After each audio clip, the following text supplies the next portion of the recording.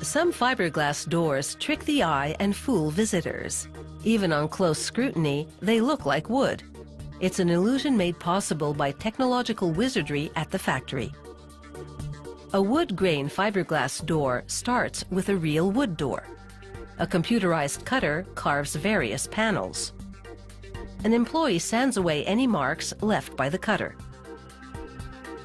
He gently chafes the wood with a wire brush to expose the grain. He then assembles the panels of the door within a special fixture. Another member of the team scans the wood door with a laser to confirm its dimensional accuracy. With that confirmation, they're ready to use this wood door to make fiberglass ones.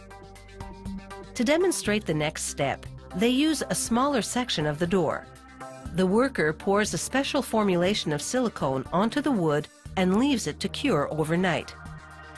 The silicone picks up all the definition of the wood grain, creating a mirror image copy of the door. Next, an employee injects a different formulation of silicone into a thin gap between the copy and a sheet of steel.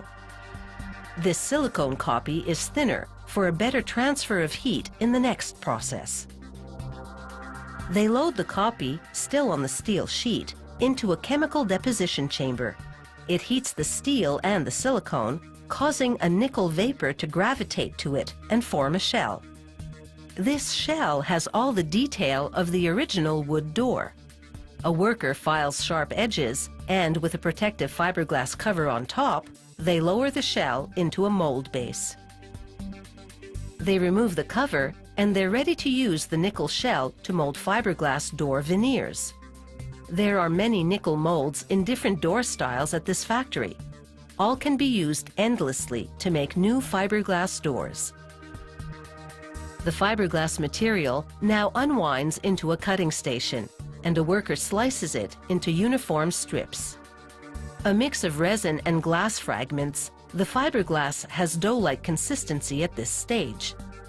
He places a stack of the strips on the nickel door mold and lowers a hot press.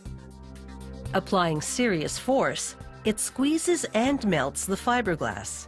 It flows into the crevices of the mold. The fiberglass solidifies quickly. An employee removes it from the press and sands the ragged edges smooth. The next member of the team confirms that the width and thickness of the panel are on target. They stain every first-run panel to expose the transferred wood grain. This is a test. If the grain is good, it means there are no defects in the mold. It's time to assemble the fiberglass door. Rollers apply glue to external framing wood. Handling the wood on the unglued sides, the team builds a frame around a fiberglass door skin, abutting the wood to plastic composite casing at the top and the bottom. They place a second fiberglass panel on the top. They feed the fiberglass door sandwich to rollers that squeeze it together. This activates the glue for a strong assembly. They stack the door, and the glue continues to cure over 24 hours. After that, they load the hollow fiberglass doors into slots in an insulating press. The press closes to hold the doors in a tight configuration. A worker then pumps polyurethane insulating foam into the cores. When foam overflows through vent holes in the plastic casing, the cores are full. He caps the fill hole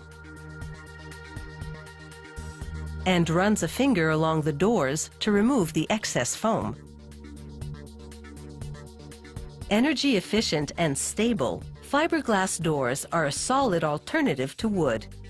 And with the embossed wood grain, they're convincing knockoffs.